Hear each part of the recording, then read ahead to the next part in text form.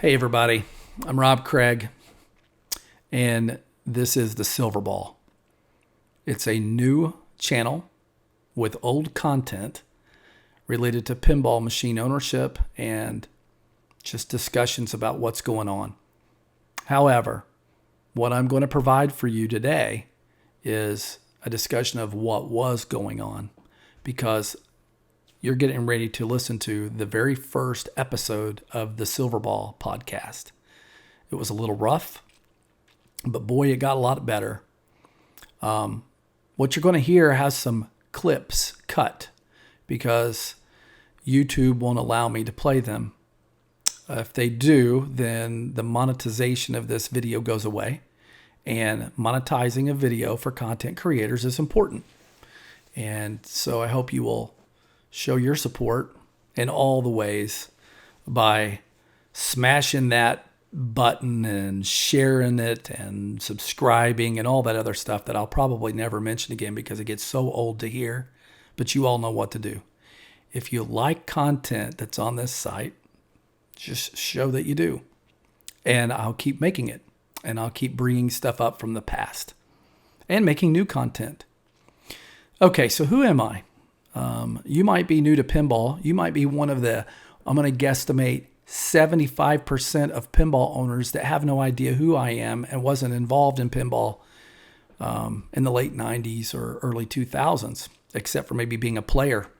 Or maybe you weren't even born yet, which is scary to think because I'm getting old. So many of us that were part of the earlier days of this stuff. So I'm a media content creator for pinball.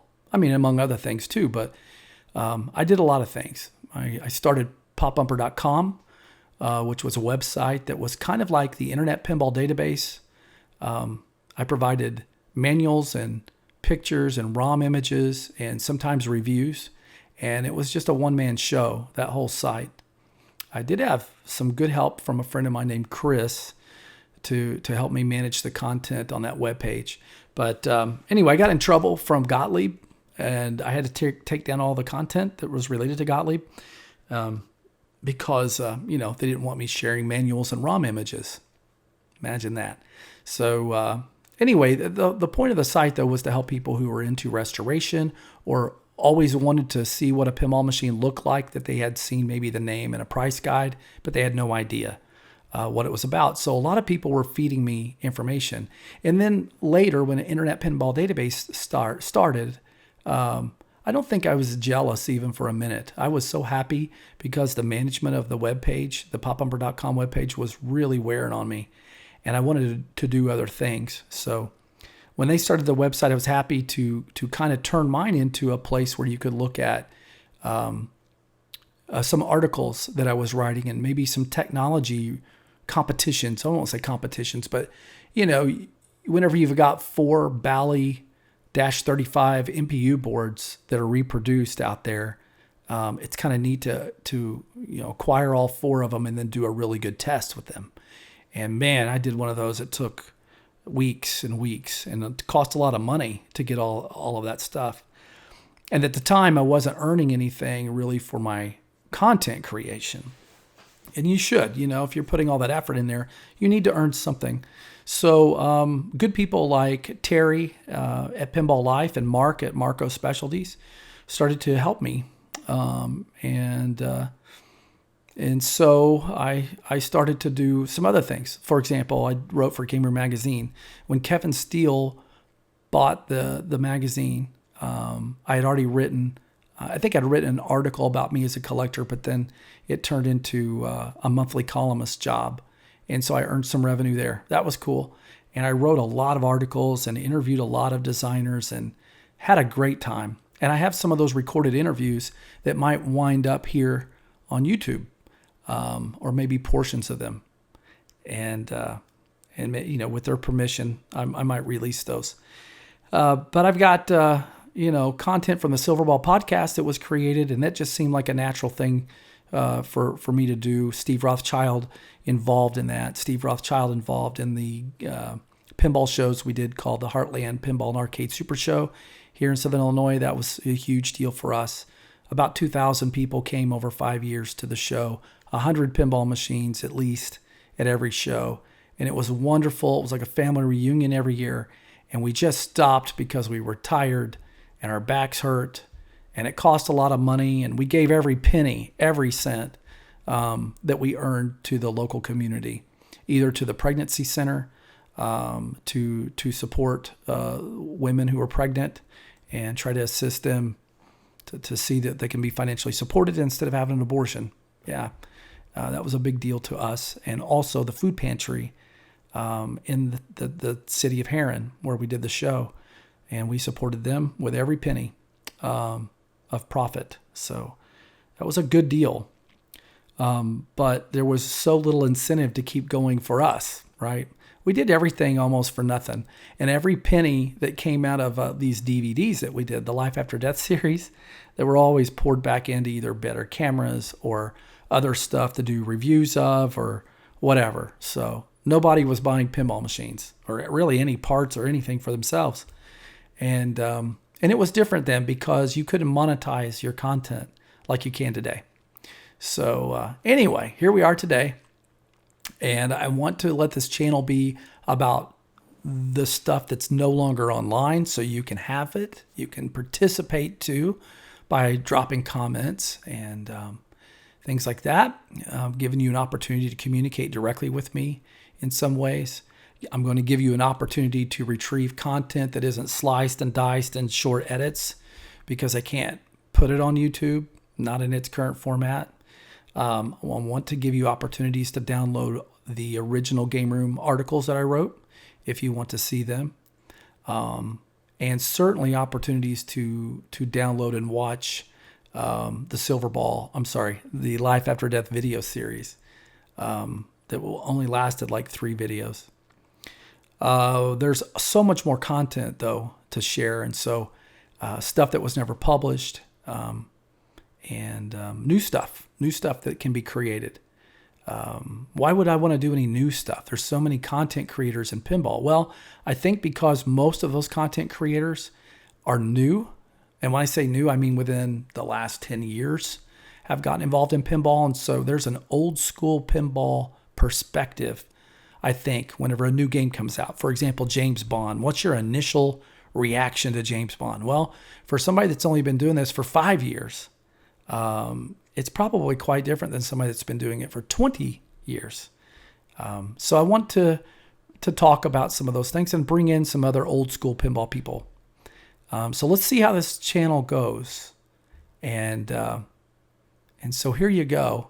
Here's episode 1 of the Silverball Podcast, and audio only.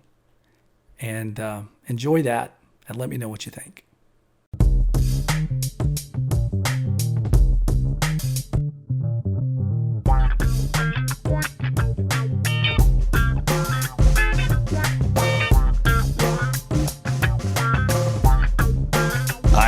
The Ringmaster. Hi, welcome to the first ever podcast of the Silverball. My name is Rob Craig, and I'm joined by Steve Rothschild, and I am not friends with Rob at the moment. But go ahead, Rob. He's never friends with me. We want to welcome you to the very first podcast ever. So this would be, as many podcasters do, podcast 001. Today's date, we'll just say it's in June of 2007. And so you probably want to know, what is the Silverball about? Steve? The Silverball is about, you mean the podcast or the silver ball that goes around in the machine? Well, we're talking about the podcast first. Oh, well, I'm going to let you describe that, Rob, to the listeners because go ahead. All right. Well, what we've decided to do is create a podcast that covers the world of collecting games for your basement. Now, primarily, we're focusing the show on pinball machines, but it could also be related to other things found in a game room, which among us and other collectors that are into the pinball scene, occasionally we have things like video games. Bar signs. Bar signs is a good one. Soda machines.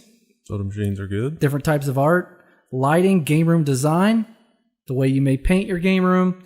Other things, booths, all kinds of trinkets and things. So gas pumps. Gas pumps. Although nobody in our group has a gas pump. No. Except, you know what? Our boy down in Paducah may have one. JT. Yeah, he might. He has a lot of junk in his, nice junk, let me say, in his game room. So having said all that, let's get started. Let the tales begin. Steve. Yo. Why don't we introduce all of our listeners to how we got into collecting? Maybe you should give how you got into collecting first, and then I'll tell you from there. There's another boomerang shot right back to me. Okay. Yeah, I'm just going to kick it right back to you. I got into collecting. This is this is actually 2007. So this would have been 1998, 97. It was the winter of 97 whenever I decided to get on the internet and just reach out and see if I could find any information on the game Haunted House.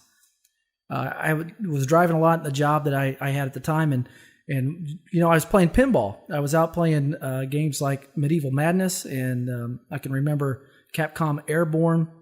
Of course, there were older games out at the time, but I went out on a drive for work, and I was thinking about games that I played as a kid, and Haunted House came to mind pretty quickly, and I decided I would get on the internet and try to find up any information I could find. And at the time, there wasn't a lot, but there was enough to really get my juices flowing, so to speak. So I decided to, there was a hint out there on how to contact operators. Those are the guys, you know, that put the games out on location. And, you know, if I was to contact an operator, I might have a better opportunity at obtaining a game. So that's what I did. I started calling everyone under the amusement devices section of the phone book. And one group decided to talk with me. Most of them just said we don't sell our games. The ones that wanted to talk to me, it was a company named Williams out of Carmi, but they had a location in Centralia. So I went to that location in Centralia. I got to walk inside the warehouse, and the guy says, well, let me just show you some of these games. I walked through the warehouse, and it was awesome. It was a total time machine for me. I mean, it just remove the environment of a really nice arcade, but leave the arcade games, you know, because the environment was really dingy and yucky and kind of damp and funky. But when I walked through there, I was seeing games there's three that stand out in my mind. One of them was Phoenix by Williams. The other one was a Gottlieb Spider-Man, and then a Gottlieb Black Hole. On my list of games that I wanted, I had some advice that I had read on the internet was don't pick one game, and I would give this advice to anyone. Don't pick one game that you're going after, but create a list of several because you just don't know what you can find. Now, today that's different. You can pretty much find anything on eBay or at some of the other collector places like Mr. Pinball Classifieds. But at that time, you couldn't. There was no Mr. Pinball Classifieds. eBay, I don't think, was out there then. It may have just started. But nonetheless, I decided to... So how many games were on your list? Well, I probably had 10 or so, and most of them were early 80s games because I didn't know what I could afford. And so I asked the guy there, how much for these games? And he says $100 a piece. Ay, ay, ay. I know. I mean, today, Ay, ay, ay. today you'd tear it. Yeah, I'll take them all. But then my wife hadn't really warmed up to the idea of me getting a game. And just like today, I just do stuff and apologize later if she doesn't vibe with it. But at that point, I didn't have any money. I didn't have $200 in my pocket, you know. So I told the guy, and I didn't have a truck either. So I said, all right, I will come back and get these games. I want Spider-Man and I want Black Hole, and I'll come back and buy them. And he's like, you understand there's no warranty. I'm fine, whatever. Yeah, I'll take them. You know, even if... But you hadn't even fixed a pinball machine at this point. No, I had gotten a degree in electrical engineering technology from Murray State. I had a 2-year degree also from a junior college that was very in-depth, where I learned most of my technical stuff. Murray State was more engineering and, you know, a handful of theory and some other stuff. But nonetheless, the whole purpose of this was to kind of stay slick with schematics, you know, being able to read and analyze circuitry. And I really wasn't doing any of that out of college or in my new career. So, I picked up, I went to go get the games later on. I guess it was probably about a week and a half. I acquired a pickup truck that was going to drive over there. But anyway, when we got there, it was very cold. It's a fun story, I have to tell you. When we got there, the Spider-Man game, I had checked out earlier that day because I was working in Centralia, Illinois. And earlier that day, I swung by the operators to make sure my games were ready. All right? And ready. The Spider- like here they are. Yeah, yeah. Like they were going to get them ready, shine them up for you and everything. I wanted to make sure they were still there. And what turns out to be was that almost all those early 80s games and late 70s games were gone. Somebody in a week and a half? Yeah, somebody had actually got them back then. Wow. I understood it was some guy from Springfield. I took it really personal. I didn't know how to play the game and how to work this at all. And as far as I was concerned, I was just going to get a game or two, and that would be the end of it. So I ended up picking up Black Hole. It was the only one left. The guy said, "I saved this for you," and I said, "No, you were supposed to save Spider-Man." And I kind of got a little irritable with him, but anyway, they were very accommodating, and they helped. They were so accommodating. They loaded it in the truck with the legs on. No way. And it wasn't a full-size truck. It was a small truck anyways. And how did you go about strapping it down? The head, listen to this, the head was up on Black Hole, and it's a monster heavy game. Head was up, so it's 2 glasses in that game. Plus, that's a wide body game on legs, standing up, and they put it in a little truck, and they said, "That'll be okay." Good, no straps or anything, That'll ride, just no. let it ride. So what we did was, this is just how green I was. We bought some nylon rope and he drove very gingerly to this Walmart down the road, and we got some nylon rope. No, it doesn't matter where it was.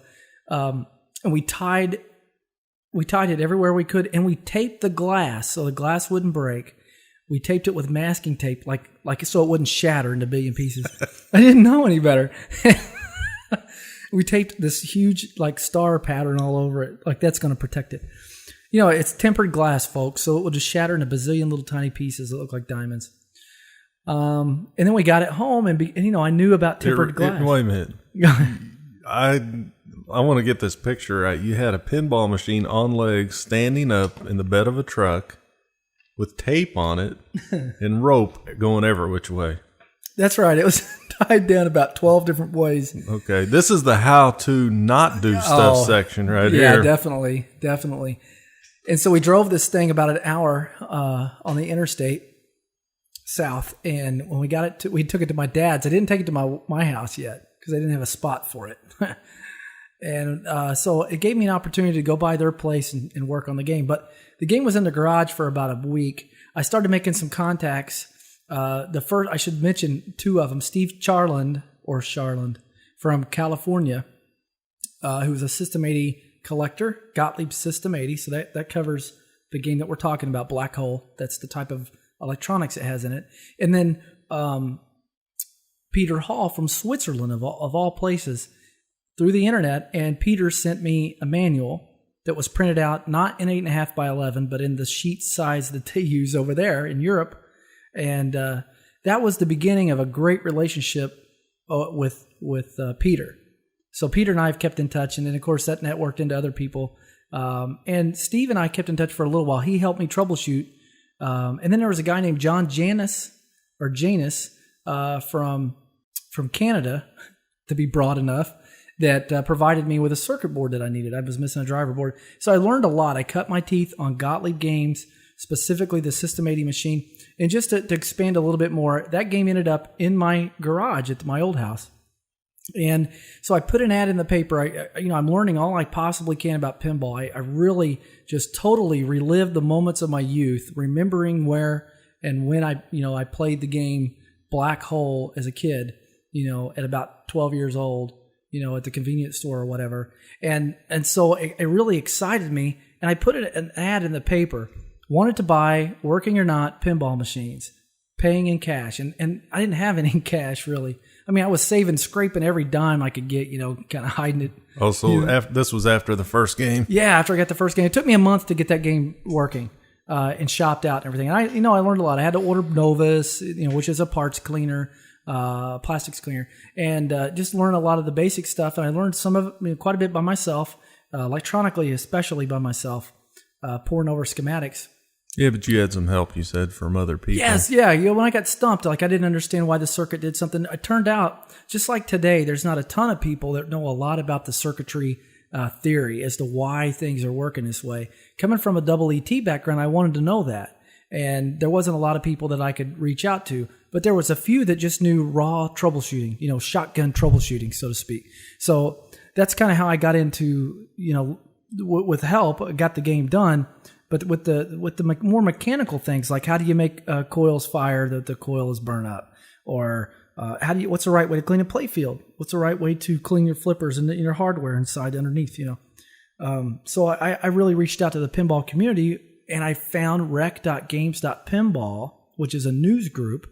You can find that out there.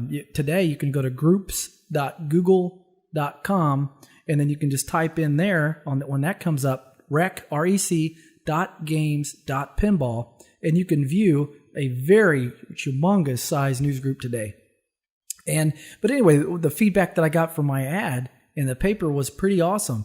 There was a guy that lived just maybe 25 miles from me, and he had a barn with some games in it that some years prior to he used to operate, and it was his favorite game. Here's what he said: Rob, I got a whole bunch of black holes, and I'm like, how much is a bunch? Well, I didn't know what he meant either, because I thought like a whole bunch of black holes. I thought this guy really doesn't know what he's talking about. So I said, okay, so you have a black hole pinball machine, right? He's like, yeah, a whole bunch of them. And you were like, what the heck? What am I going to do with a bunch of them? Yeah, but how many do you have? He said, well, it was my favorite game. I have 4 of them. You have 4 of them? Yeah. Now, I don't know anybody that ran an arcade that had 4 of the same game in an arcade. But he wanted to keep this one, after he closed down his arcade. And then he had another game called Star Racer, also a Gottlieb System 80 game. So here I am. I buy them all for $275. You got 4 black holes and a Star Racer? And I actually, with the one I already had, that made 5 black holes and a Star Racer. But what that gave me the opportunity to do was, with the experience I had gained, I was able to quickly shop out 3 of those that turned out really nice, used the last one for parts only, and I made one really good batch of money, on selling these games. And I was selling them at $500 a piece, which today is cheap for a really freshly shopped out, completely hardened or upgraded, black hole. And then Star Race, I kept around because it was kind of the oddball game. It was sort of a lower, production run, and I kept it for years. And then I finally sold it at, the paltry sum of about $575 or whatever on eBay. And so that's really, what was the drive behind it all? The drive was to get into pinball machines because it threw me back in a period of time to where I guess I didn't worry about things. Not that I worry about things now, but you know what I mean. You didn't have bills to pay. It was exciting to go out to eat. That was a big deal, Yeah, go out to eat so you could go to the game room. Yeah. That's what you did. Right. Or even, get on your bike whenever school was out or sometime in the summer and tear up the town looking, for places to play games, whatever. It took me back to several segments. So for a period of time after that, well, it's been ongoing. From that period till present. I've reminisced often about the great experiences I've had playing pinball, the different arcades that were in the area. I've become a bit of a historian in that. But then again, every time I stand up and play one of the games that I have today, which today I have a collection of over 50 machines. I have an 80s section, late 70s, early 80s section, and it takes me back. I really enjoy it. So when you were a kid and you just wanted to eat and play pinball and video games. Yeah. And look for, girls. But that was even like, for a period of time, that wasn't even as important as playing games, That'll catch up our listeners quite well on at least an intro to me, and at some point we'll build upon that. Right, the starting point for you. Yeah. And now what's the starting point for you, Steve-O? Well, the starting point for me happened approximately, I'm going to say, 3 years ago? Probably. Maybe 4, but whenever you actually was playing with us. Yeah, maybe 4. And I never thought about owning a pinball machine. And Rob, you invited me over, I think, to play in a tournament, Survival of the Fittest, that you held in your basement. Right. And so I played in that, and I decided that I liked pinball again, because I'd liked it before, but I'd forgot about it. I'd gotten away from it because I had other things. And I decided that I wanted to get me a couple pinball machines and see what I could do with them. So I started with 2 machines. I got my first machine, 2 machines, Indiana Jones and a Bally Whodunit were my first 2 machines. Very good games. Yeah. And we're not going back so far, at least as the games are concerned, but Those are great games, especially Indiana Jones is a collectible game today. Well, it is my favorite game, still is, and it was one of my first games. It wasn't the first game that I shopped. The first game that I shopped out was the Whodunit because my dad liked that game. Right. So I got that game and cut my teeth on it, and as a noob, with your assistance, of course. And we had a really good time. I mean, that's another element of this whole thing is whenever you go back and just a few years ago, and we were shopping out games together. And I have a shop, and we're actually in the new shop right now. But across the way is the old shop, and Steve's got a game there now that he's working on. But going back to just 3 years ago, whenever you first got yours, the excitement of it all was there. Tell us about that. It was exciting, and at the same time, it was like, oh man, now that I got these things, what am I going to do with them? I don't know anything about electronics. I don't know anything about the pinball machine itself, mechanically. So, with your assistance and your constant, Steve, leave me alone. I'm trying to work on my own machine. Yeah, but how did it feel whenever you had the opportunity to buy your own game? I mean, did you? Well, go back in time to like the first time that you came to a pinball tournament that I had as like an open house. Oh, it was cool. I mean, I thought it was cool.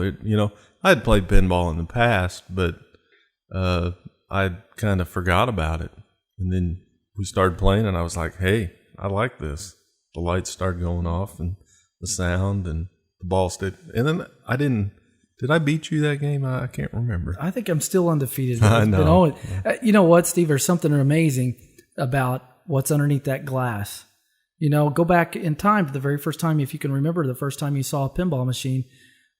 There's something neat. It's almost like a piece of art that is animated of some sort. It has some type of mechanical device or something in it. All my life, I've always been intrigued by anything that's behind a piece of glass that has some type of moving part. I'm not kidding you. It's weird as that sounds, like a pachinko game. There was a guy across the street. I was probably 7 years old. We were living somewhere else, as a family, and there was a guy across the street. They had a pachinko game, and I would ask him all the time about this game, and he'd say, "Oh, it's broke. It's broke." Well, let's fix it. I was telling him, let's fix this thing. Let's get it out and figure out how it works and fix it. Now it's my dad's. Did you ever fix it? No, he never would let me touch the thing. But I was intrigued by it, In the same way, I was intrigued. I remember, I will tell everybody, the very first time I saw a pinball machine, my dad took me to the old pool hall in Marion, Illinois, which, later became that one arcade. I can't remember the name of it, but it became Star Castle? No. It was recently when we shot Life After Death. Okay, yeah. It was started in the 1950s. Yeah, that place. Yeah. Yeah, it was downtown, the old part of Marion, and my dad took me there to the pool hall, and there was a bunch of drunks and guys there. But he got some type of milk crate or something, flipped it over. I stood up, just like a lot of guys, if you go back in time and remember. This would have been about 75. Lots of electromechanical pinball machines. There was no video games anywhere, of course.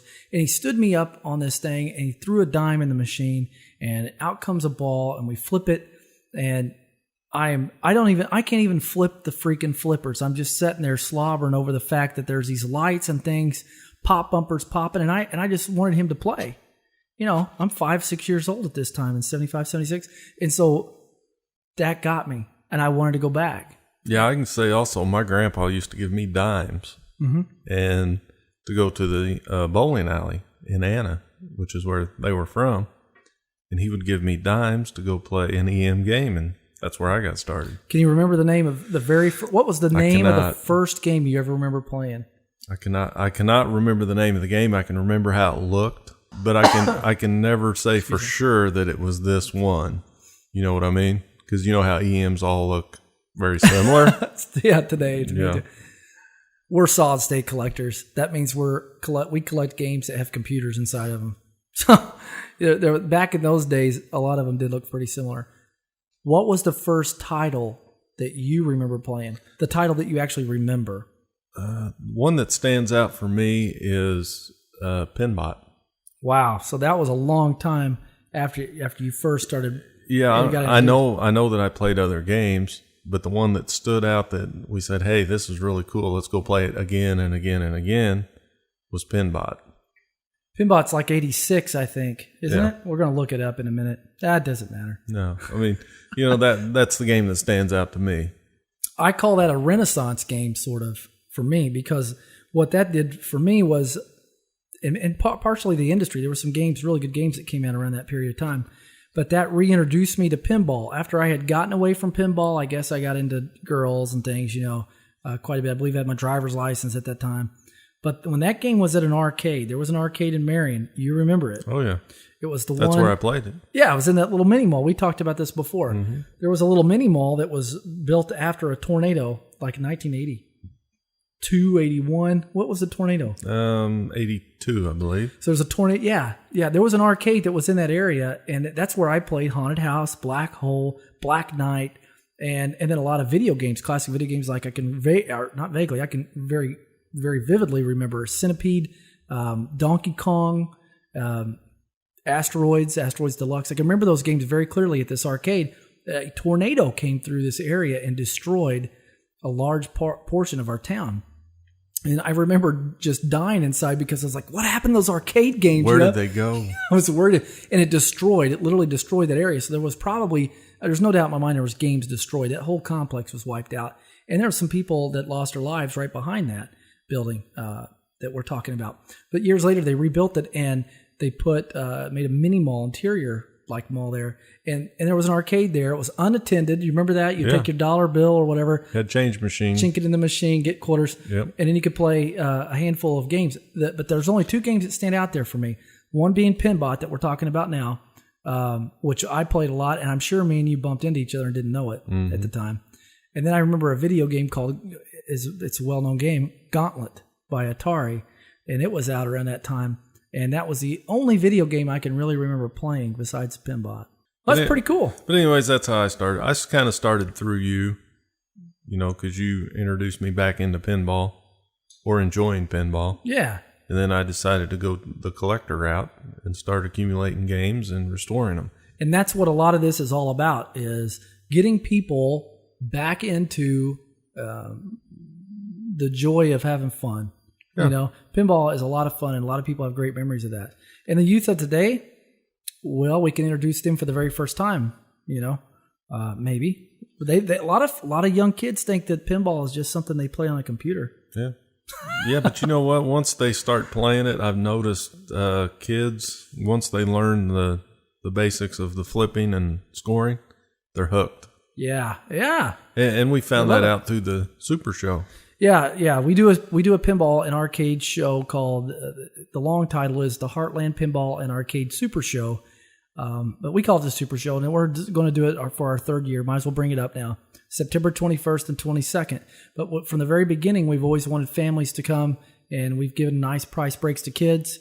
And a lot of parents, whenever they fill out their little registration cards, they remark that their kids are the ones that brought them there. But we got people who are looking forward to coming back year after year, and they travel from quite a ways to get here, and it's primarily by far a pinball show than it is an arcade video game show. And rightly so. Well, yeah. I mean, not that I wouldn't entertain having 25 or 30 good classic arcade games. No. But it just seems like nobody has them. Yeah. More people are into pinball, at least in the game room, And that's another interesting topic. Let's roll that right on into arcade emulation. Why not? Oh, yeah. I've got... I've got a big old MAME machine. Yeah, that's what I have. It's called Monster Arcade in the basement. It's just, what the label is that we put on the translite at the very top, the bezel, I guess you would say, or the marquee, or whatever the arcade terminology is specifically for it. The control panel overlay is done too, and I built that with a PC, and I used some of the stuff that you can get in Europe, to interface your controls. And so it plays everything. It plays all those MAME games. It plays all the classic video games that we'll be talking about on the show. It plays the Laserdisc games, which we'll do a show someday and talk about those through an emulator called Daphne, DAPHNE. It's a great emulator that allows you to play all those wonderful classic video games that were Laserdisc. So maybe that's the reason why people don't bring video games to our show. I was 12 years old in 1978. Well, and I was only 8 years old, but we don't really care about us. Oh. What about the world. The world, you know, another big thing of music. Let's talk about music of 1978. What was hot in 1978? Everybody knows what was hot in 1978. Yeah, it was disco. Well, no, it wasn't just disco, but disco was hot. I did not disco. I did not wear the chain and the big floppy silk shirt and talk like Vinnie Barbarino or anything like that. But you did at 8 years old. Yeah, I don't know. You know, the hot, of course, was the soundtrack from Saturday Night Fever. That was hot at the time. But let's just talk about a little music. You want to talk about some music? Well, I don't want to hear music from you singing, really. But yeah, what was hot? What do you have on your list? Well, of course, I'm going to tell you what was hot from my perspective, not necessarily the top of the billboards. I might tell you the top of the billboards. You can tell me the top of the billboards, but I'll give you some of the stuff that I listened to back then. Okay. In 1978. And let's say albums. Yeah, go hot ahead. albums. The Cars. The name of the album was The Cars. It was, I don't know if that was their first album. It might have been. Don't Look Back, Boston. Huge. Oh, yeah. Huge. I had that album. My sister had the album, and then I ended up getting it from her. But yeah, I loved it. Yeah. I still listen to it. Yeah, still today. Isn't that crazy? Just on CD or MP3. All right. I'll even switch genres on you. Kenny Rogers, The Gambler. Ooh. Now, everybody remembers that song. Yes, I know it. And, of course, you know where I'm going with Rush, because Rush was still around. And Rush is my favorite group. So, Hemispheres came out in 1978. Yeah. The Who? The Who were still hot. Yep. And you know the name of their album? Not from 78, no. No. Who Are You? Well, we know that song's played today. Yeah. It's a CSI intro. Single songs that I would listen to. Van Halen, Ain't Talking About Love. Wow, that was 70. Is that 78. from Van Halen 1 album, I think? I think it was probably their first one. Wow. It had to be. Here you go. Copacabana, Barry Manilow. Think about that song. Being performed in Vegas every night. Yeah. Somewhere Yeah. in Vegas. Dust in the Wind by Kansas. Yes, great song. Hollywood Nights, Bob Seger. You know that song? Yeah, Did you listen to that? Yeah, I'm not going to sing it, but I know it. Just the Way You Are, Billy Joel. I know that song. Yeah. Okay. Of course, My Best Friend's Girl by the Cars. Yes. Yeah, That's a you've good heard that. song. Now we're going to switch it up again. Psycho Killers by... I don't know. Come on, Rob. Psycho Killers. I don't know. The Talking Heads. I'd have to listen to it to remember that. Oh, I would sing it, but you would all... I would be embarrassed for you. Skip that. Sultan of what? SWAT. I'm sorry. Sultans of Swing is the name of the song. 2 Out of 3 Ain't Bad by Meatloaf. I remember that. Yeah. That was a long song. Yeah. Wonderful Tonight by... I don't know. Eric Clapton. Eric Clapton. You're still around and kicking. And then, Rob, I saved this one for you because I know this is your favorite song in the whole wide world. What is it? There was a little band around this time that there was a policeman. YMCA, the Village People. Yeah, YMCA was huge. That was in 78? That was 1978. Those are skating songs, man. Yeah. Musical films of 1978. Oh, the musical films. Okay, just the musical films. Grease, classic. Sergeant Pepper's Lonely Hearts Club Band. By the Bee Gees. Exactly. And The Wiz. Do you remember The Wiz? The Wiz? The Wiz. No. You don't? What's The Wiz? It's a movie. It's a musical movie called The Wiz. No, I don't remember it. It was kind of like a musical, and there were a lot of African Americans in it. Well, yeah, you never seen no, it, really? I can't say that. Oh, I've seen it's it. cool. I haven't seen it. Yeah. So we'll stay with music, and I'll let you give your Billboard top 20 or whatever you got there. This is a Billboard top 10 that I pulled off the web, so I can't vouch for its authentication.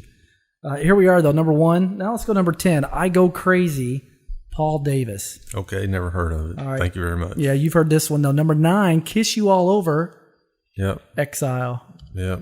Number 8, If I Can't Have You, Yep. Yvonne. You know who that is? Yvonne Elliman? No, I know the song. Elliman, yeah. You know, wait, it's Lay Down Sally. Who did that one? Eric Clapton. Yeah.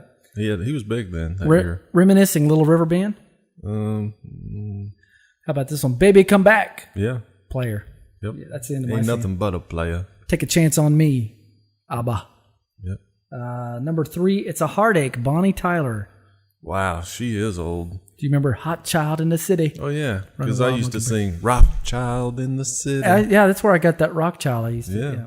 And then number 1 that was on this list was 52nd Street, Billy Joel, which has that song you talked about.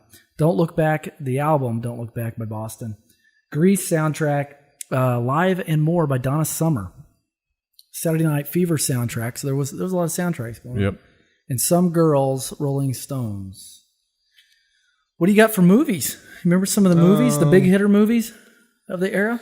Well, I don't know about the big hitters, but I know some movies that I saw that kind of stood out in my mind. I guess The Deer Hunter was the one that stood out in my mind because I don't remember seeing it. No, I don't think I did. Oh, Bobby De Niro?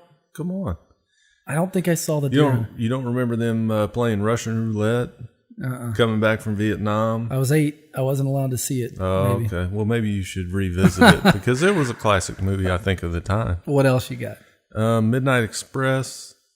I don't exactly remember the movie. I've seen it. I'm glad you brought that up, though.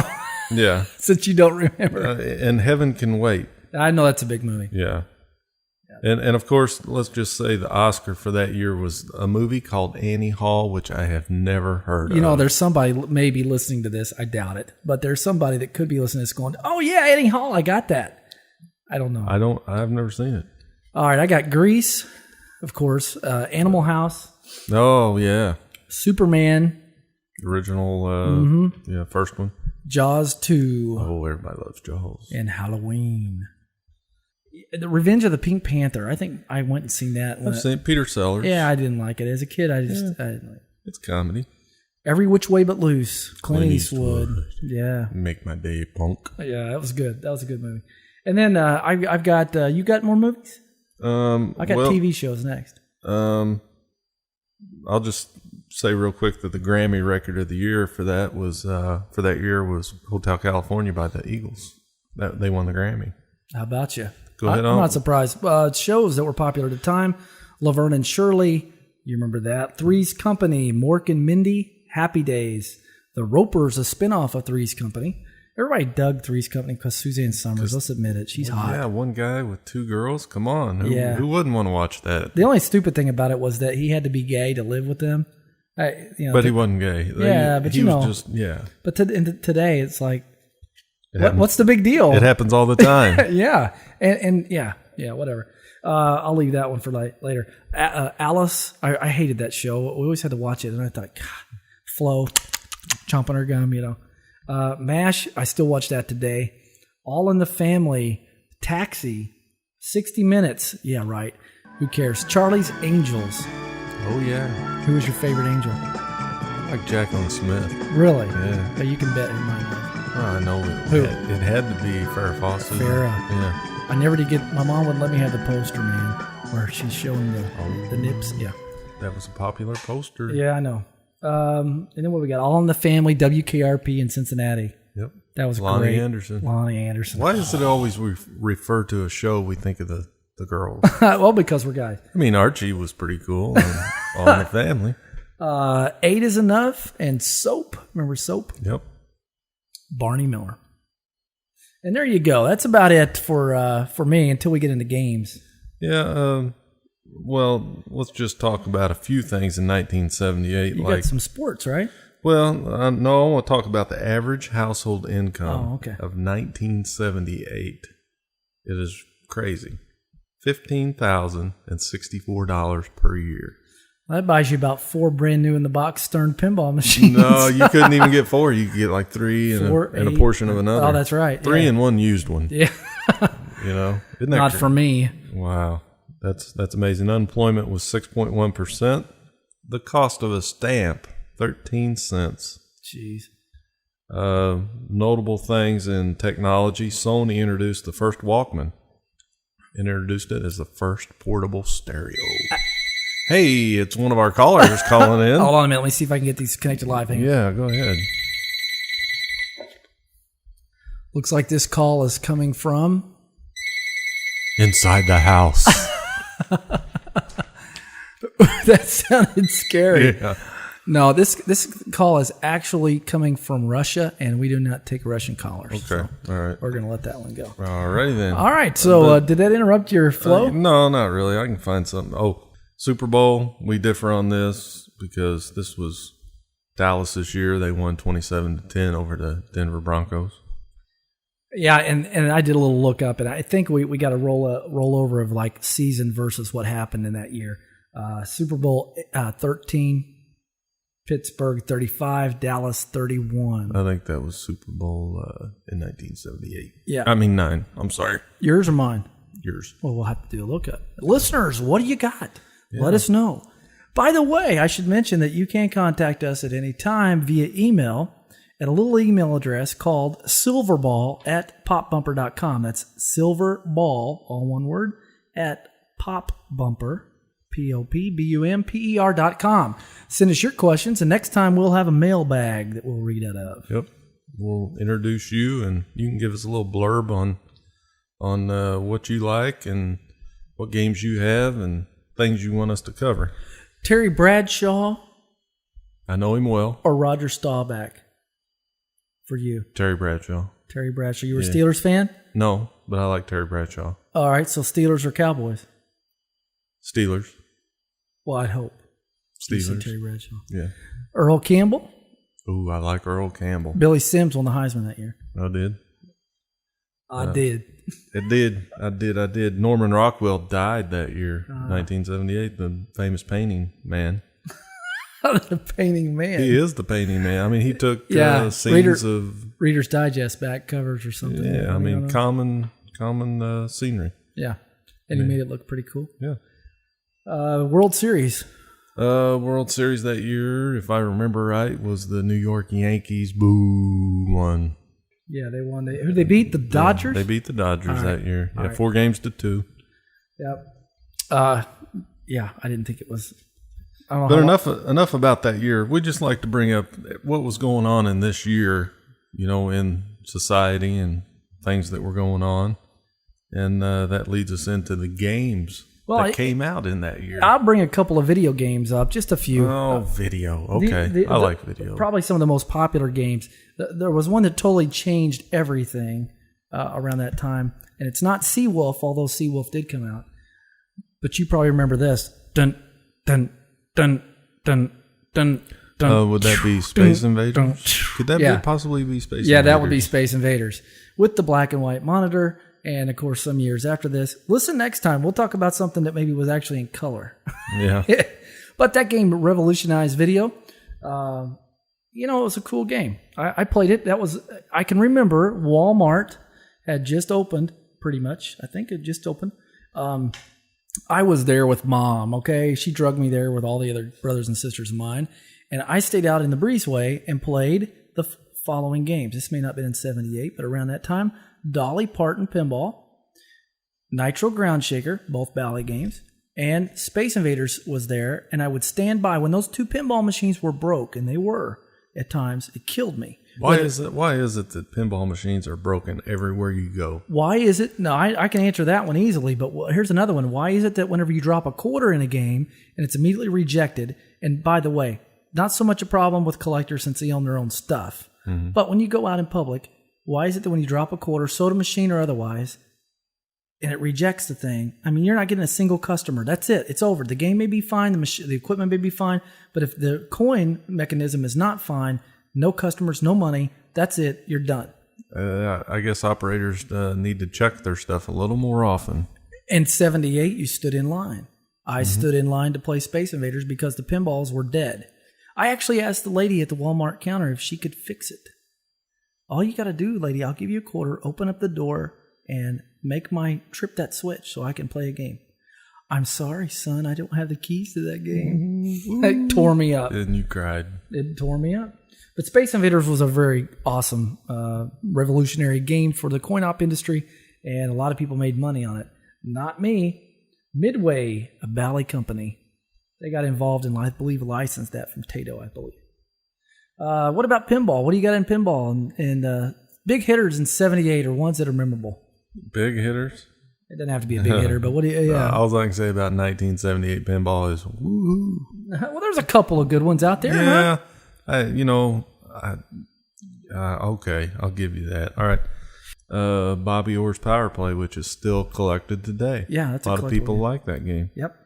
Matahari, another. That's a huge game. Yeah, it's a huge game. There's collected. some electromechanical versions of that too. Yeah. Lost World. Yeah, beautiful art. Paul Ferris did that, and then later did Paragon. Sorry, go ahead. No, that's okay. I'll just bring them out. You can expound on them if you want. Yeah, okay. And of course, $6 Million Man. With 6 digital displays. Wow. 6 players can play. Yeah. Competing is more fun. Was that the first time that had been done? And the last time that had been done. Okay. And Playboy was also a Bally release. I can tell you that Gottlieb had Charlie's Angels out then, didn't it? I don't know. I have yes. Okay, as long as you say yes. Collectible games from Gottlieb. There were some, for sure. One of them being Sinbad. I was going to mention Close Encounters of the Third Kind. Yeah. Based upon the movie, of course. Right. Yeah. Great movie. Not such a great pinball. Not such a great pinball game, but I've only played it a couple times.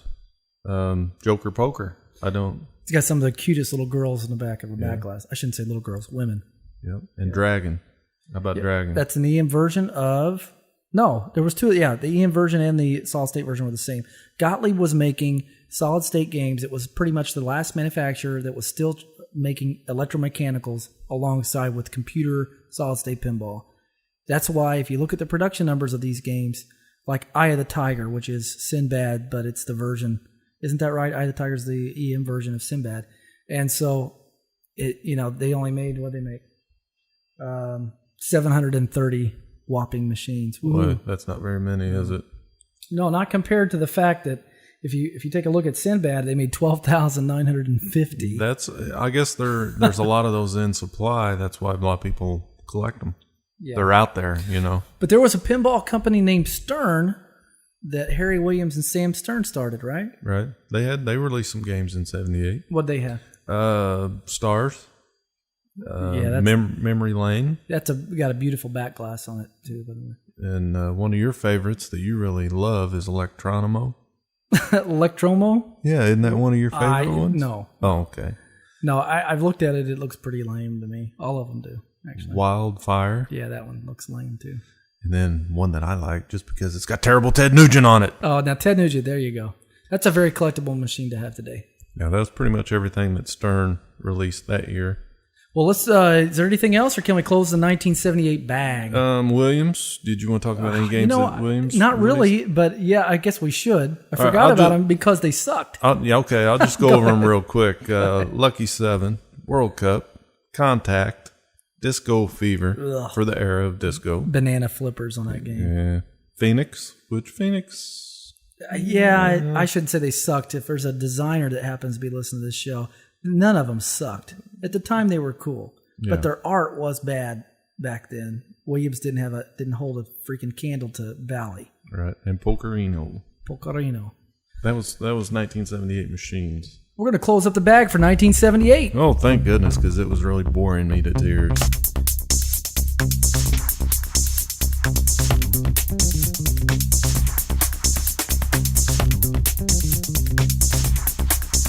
I'm so glad you're back.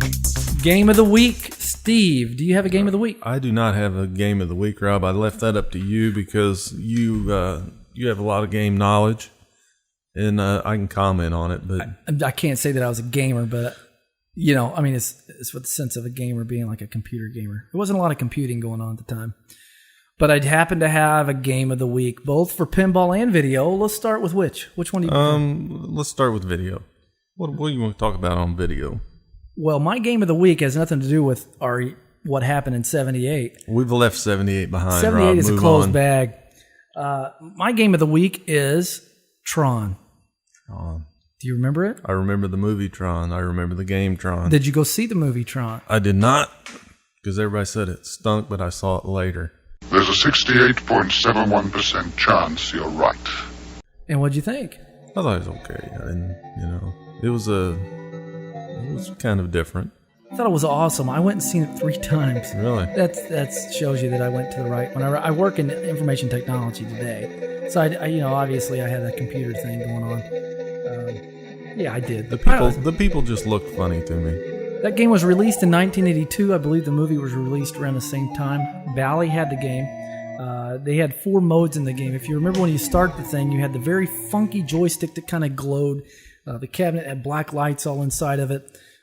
It reacted really cool with the decals that they have on the inside, and they had that really neat thing in the middle that was in the movie. It was kind of a holographic kind of thing. I say it was in the middle. It was at the back of the screen, but it would lit up, and it looked beautiful. But whenever you dropped a quarter in the game, you started. It played some pretty decent 8-bit, or I think, music at the time. And I want to say that was a stereo game. I used to have one. I don't really remember if it was in stereo or not. I think it was. But nonetheless, what you would do is you move your joystick up, down, left, or right, and you then start a game. So it was kind of like having 4 games in one. The problem with that, though, is that it repeated over and over again. So once you were able to get through the first round, then you went to the second round and the third round, if you could. The games at that era ramp up very quickly in their difficulty. And it was a lot of fun, though, because there was just something. If you remember back then, you walked up to a game, and I think you took it all in. I think players took it all in. Today, because of years ago when they started doing conversion cabinets, putting other video games in those same cabinets, and they would recycle the cabinet over and over again. That wasn't as important. But back then, these completely dedicated cabinets, the art on the side told part of the story. In this case, they had a beautiful full-color decal of characters in the movie. And then, I believe that's right. I said characters in the movie. I better take a look at the picture. Why don't you just look at it? I would say yes, that is correct. I knew I was right. Yeah. And then you had that, the really cool joystick type of thing. And there's a lot of video games around that time. But Tron was a special game to me because I played it a lot as a kid. I thought the cabinet was beautiful. I ended up buying one. I went on a video game craze about 5 years ago, and I probably had about 25 of them. Tron was one of those. I ended up buying a second Tron, made one really good one, and then I ended up selling it. Do you wish you had it back? Not really. No. I mean, I really, there's, again, something awesome about the cabinet, but I've got it. I can emulate it anytime I want to play it. And I can look at the picture of the cabinet at any time, and I can remember when I turned out all the lights in the basement and all those black lights were on, how beautiful it looked. So the game was not a big thrill for you to play? Boy, at the time it was, though, back in the day. But not now? It's just like a lot of these early 80 games. Yeah. I like to go back and visit, but I don't care to stay. Yeah. Not for those. I don't mind going back to that era. And I couldn't stay. I like my cell phone. Yeah, you're into more technology. My DVDs, my HD DVD especially. They had some other cool things in there, like programming languages, RPG, Pascal, Basic, Assembler. That's what you got every time you went to the next level. That was pretty cool. Pinball. I told you what my game of the week was for pinball. What was it? It was going to be Star Trek Next Generation. Star Trek Next Generation, which was released November 1993. And who was the designer? Do you know? The designer of the game? Yes. The actual man that designed the game? Yeah, the head designer. I don't know. I'll give you some hints. He wants 100% total complete control of our project. And that means from software.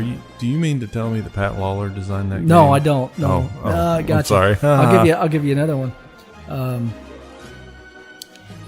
Pat Lawler could have, though, because he tends to be in total control. However, which is not always a bad thing. No, actually it turns out to be very good in a lot of cases. This designer is crazy about things that go fast. Steve Ritchie? You got it. Oh, yeah. Yeah, Steve. I thought Steve Rothschild over here knew his pinball. Well, I'm not a huge historian like you, Rob. Okay, whatever. But I know who Steve Ritchie is, and I know he likes to go fast. Yes, and that's this game is pretty fast, and it's got some at times, and it's got some tight shots, and it's got a just horrible drain to the right side of the outlane, and he'll admit that today. He admitted that in an interview I had with him on Spider-Man, the newest pinball by Stern, by the way. But nonetheless, there was a lot of people that were involved in this project. Dwight Sullivan. Greg Freres. Let me see if there's other names that stand out here. Matt Corial, Dan Forden, and it had some of the best sound, I think, of any pinball up to that time. Beautiful sound. I put a subwoofer system from Pinball Pro in mine because I really, really like the sound. I think I did all the speakers actually in that game. Are you a Star Trek fan? No, actually, I'm not much. And this is Star Trek Next Generation. There were other Star Trek games made. Bally made one, which was the original. And then there was another one based upon the original crew that was released by Data East, which is okay. It's fair. I mean, I've played it at a few places, and I don't much care for it. This one, though, was the bomb. It's a wide-body game. You know, in the shooter, when you shoot the ball, you got a gun-type trigger, and it shoots it in kind of a orbit. Loop. We'll call it an orbit. Yeah, it's a full orbit, too. It's like it does a 360 on a rail system and then shoots itself right back. It was just there for eye candy. It's really beautiful, though. And, it's a wide, I think I already said it, a wide-body game. It's got some really tough ramp shot from the upper right flipper that goes to the left. It's real steep. That is tough. I've yet to hit that, I think. 2 cannons that move back and forth during modes where you can kind of try to use those cannons to shoot targets. And there's actually some modifications that have been put out on the market today that you can buy, where you can use, I don't know if you've knew this. A laser? Yes. A leveler. A laser. Yeah. That you set up so that it tells you exactly where that cannon is pointing as it turns back and forth. That is cool. That is a cool mod. So there you go for games of the week. So why didn't the actual pinball company put that on the original? Why? Why did they not want to be cool? I'm going to guess in 1993 that the cost of lasers to shoot off like that probably was a little more expensive. Okay, than fair they are enough. today. Fair enough.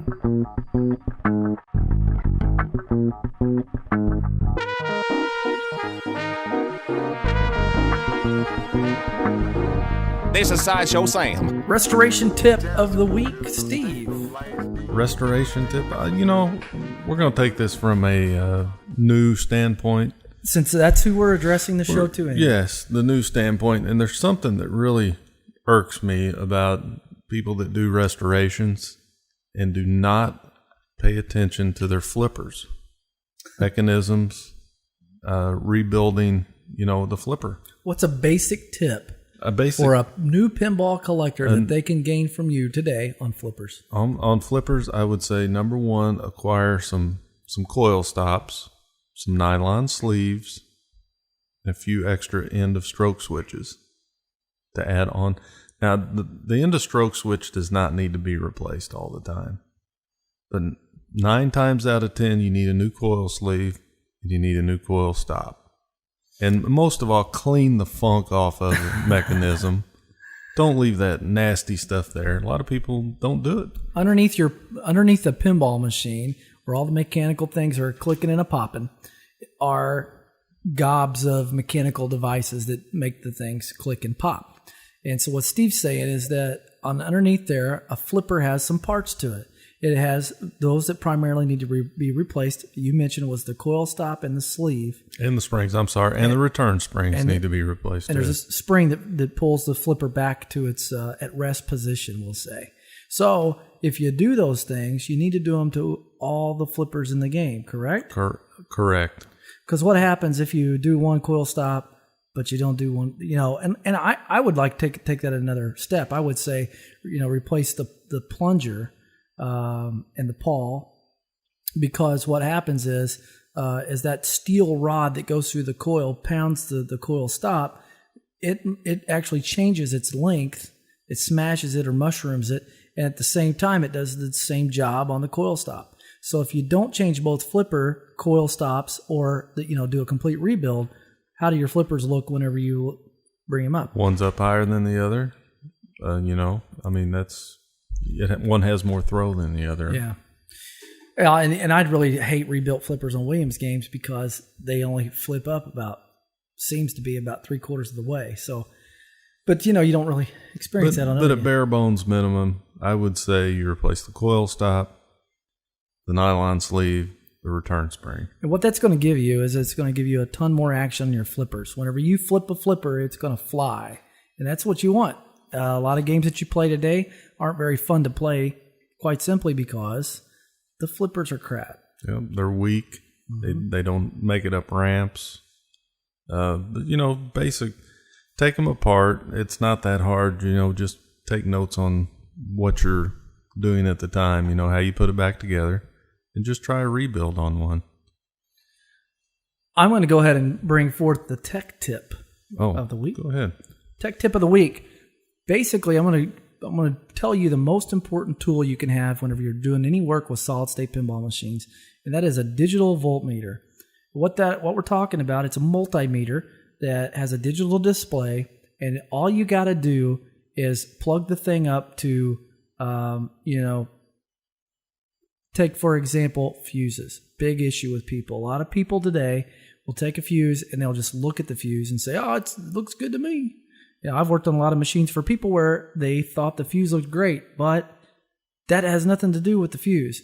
The fuse can be open beyond what your eye can tell, especially whenever we're talking about slow blow fuses, because the slow blow fuse doesn't blow completely open where you can see inside of it and say, oh man, that wire's busted, it's broken or whatever. So what you do is you use your voltmeter and you turn it on the ohm setting, and then, on mine, you just change the range until you get a beep.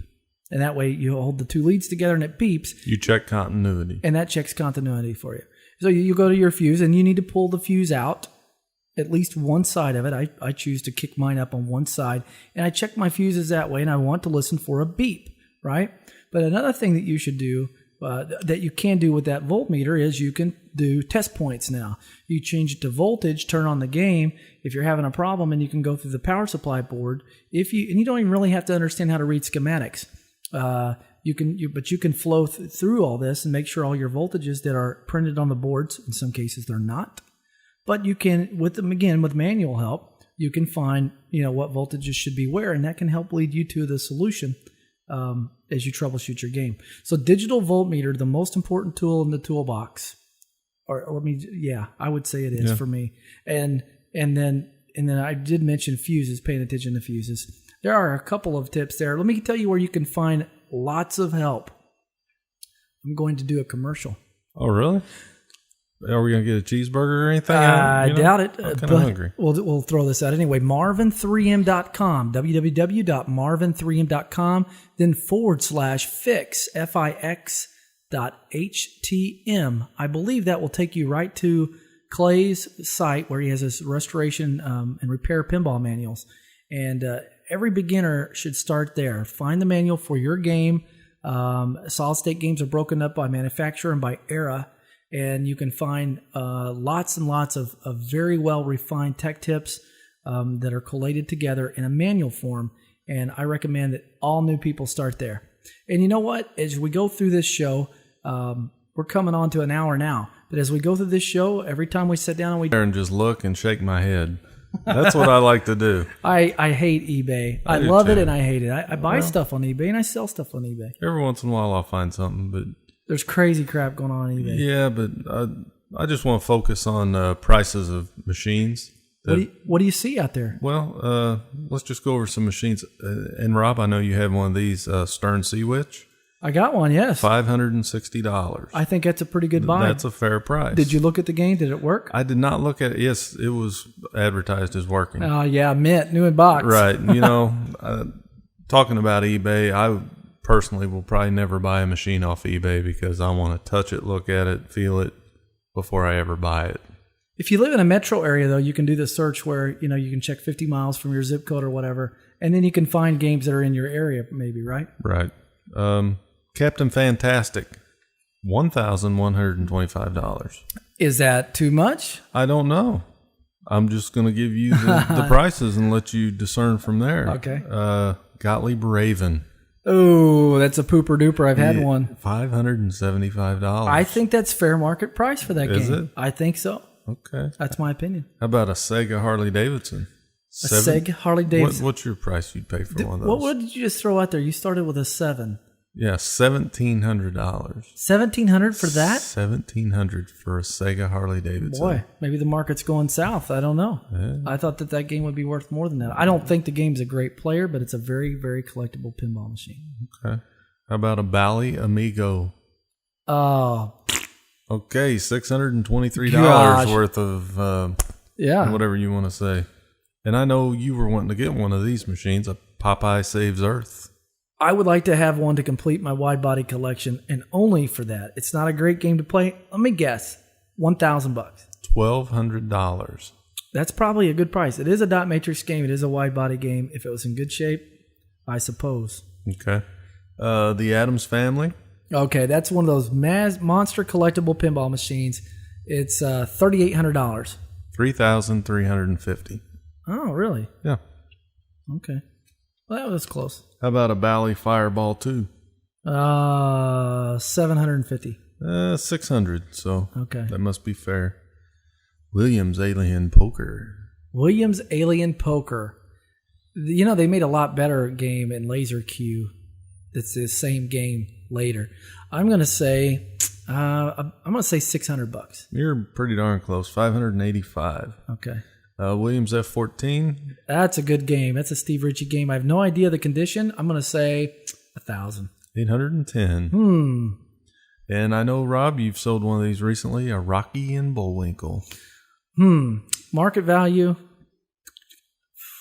$1,350. $1,040. Really? Yep. Let's go back in time. It was perhaps the first dot matrix game that I ever got was a Rocky and Bullwinkle back in the day. $1,225 I sold that. Completely restored. It worked perfectly. I think a lot of these games on eBay, they advertise as home use or perfectly restored 100%, and then you look at them, they don't look restored. But, $1,040. So, I didn't check the actual condition close. Bally's Aladdin Castle. Oh, I have no idea. $405. If I would have said it would have been $500. Okay, I'm going to bring up one that's near and dear to your heart. Bally Scared Stiff. Oh, beautiful, wonderful game.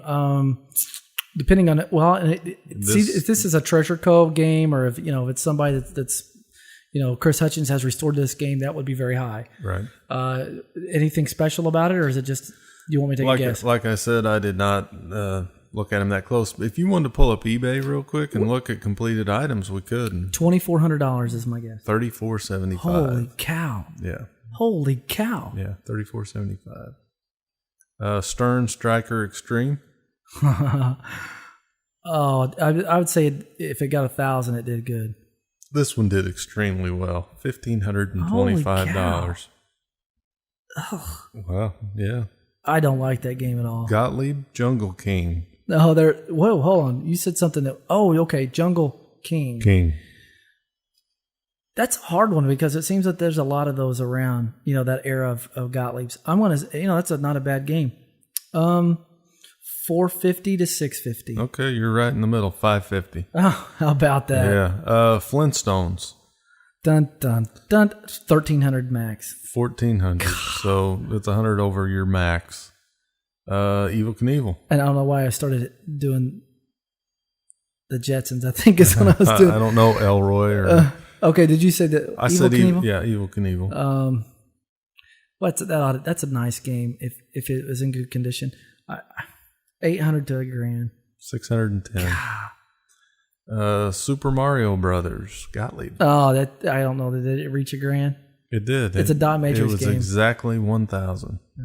And then there was an Addams Family that went for $23.95. I think there were some problems with it, but that's a little high for a problem game. What was it? What did it say? Addams Family, $23.95. And that was just like 2 days of completed auctions that I looked at. Well, I was trying to scan through here right now on eBay just to give everybody an idea of what was going on as for classic arcade video games. I'm trying to find. I'm really struggling right now to find any classics at all. Well, there's all kinds of things that are listed out here. But I'm trying to get past the Miss Pac-Man Galaga, 25th anniversary type of things, and get down to games that were just games that people would or potentially collect. That were classic video games, and I don't know. And you're struggling. Well, here's a Miss Pac-Man Galaga combo. That the prices have really went down on these. I used to have one of these, and I gave it to my wife in a bulk buy that I, whenever I bought a bunch of machines, and so I thought I will sell this, right off the bat because she's not into it anyway. And she's like, no, don't sell it. So, at the time it was worth over $2,000. We ended up selling it, I think, for $1,600. And here's one listed for $14.95 and no bid. No bids. There's several of them that fall in that case. And there's people who've got here's a Miss Pac-Man Galaga cocktail game for $1,500, but it didn't sell. So what you're saying is the collector market is very fickle. It can turn on a dime. Things that can be worth a lot all of a sudden just are worth nothing. Is that what you're trying to tell me? Yeah, I think that we've seen a decline in classic arcade game pricing because of MAME and some of these 25-in-1s, or there are arcade classics, or it seems like there were games that were made like that allowed people to buy an arcade game and get X number of games on that one cabinet. So I think that's the sort of thing that people... So is this the time that we should start collecting the games or accumulating games, or what do you think about future video? Boy, I hate to say it, but I really think that now's the time for you to try to secure your 25-in-1 board, the import board, and make your own or do a MAME game. It really depends upon what your passion is, though. I would be very excited if somebody locally had five rows of 20 classic arcade games that were restored that you could just go in and play. I would have a very good time there. The problem, though, I think, is that as for real estate, people don't want to pack all those video games in their place, because they could just knowingly put every single one of them on a PC, and play have it on one cabinet with a big monster. And it is different. It isn't exactly the same. There are some games that feel and play, I think, very, very close to the same through MAME and through a good cabinet. But not every game. Games with difficult controls, like Tron that we brought up today, is going to be a hard one. Any game that requires a spinner is going to be, okay, so you got a MAME game with a big control panel, and you've got your spinner, control in the middle of it, but you've got a trackball, maybe 2, you got 2 joysticks, maybe 4, you got 6 buttons per, and by the time you get done with this control panel, it's out of control. It's huge, and you're bumping buttons, and it just doesn't feel the same as it would if you cuddled up next to a Centipede game and you started playing Centipede. The trackball, unless you got a really good one, doesn't feel the same as the trackballs I used then. So that's my opinion. Yeah. So to each their own is what you're saying. Yeah, and I hope that there are people that are preserving video games right now. I know there are groups that do that, but it seems like all the talk is pinball, and because the ball is wild, it's crazy. People are mystified by what's underneath the glass and the values. I mean, how many people? There are probably people who have bought pinball and lost money, but how many people who are tinkerers and restorers? And collectors that have lost continually on pinball? I don't know. Not very often. I mean, if you buy buy it right, and do the work on it, and that's been the hardest thing. Is today trying to find games today is tough. It's hard. Yeah, there's not that many out there. No, and as we'll talk about maybe in another episode of the show, there are ways to get in the door, but it's not easy, and we've worked very hard over a long period of time to try to do that. Relationships that I've had with people extend well beyond 5 years when it comes to operators, and that's what it takes to gain trust a lot of time, or to eventually get in the door. Yeah. Well, we've blown an hour. I hope you did. You enjoy this first show? I did. First, I enjoy just chatting. This brings up different things and different perspective for other people, I hope. And there's a lot of things to talk about. And endless. And so that's why we want you to contact us and tell us what you think. It is Silverball at popbumper.com. SILVERBALL at popbumper, POPBUMPER.com. I would like to thank Steve Rothschild for joining me on this wonderful pilot episode of the Silverball. Thanks a lot, Rob, for dragging me away from my project game that I'm working on. I really appreciate that. Hey, no problem. I got stuff to do too, but this is important. That's right. We'll see you next time. So long. Jamming.